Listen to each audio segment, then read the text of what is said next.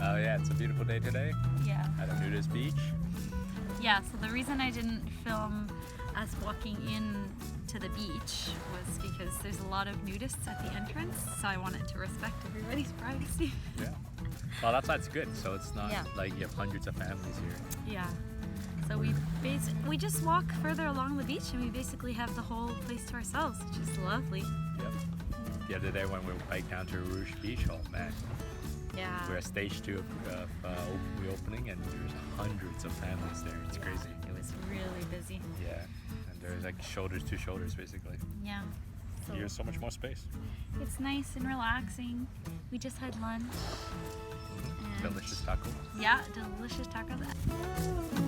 Now it's already time for lunch. We've got homemade tortillas, homemade carnita, and some toppings.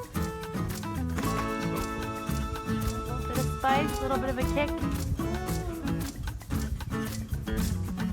Oh,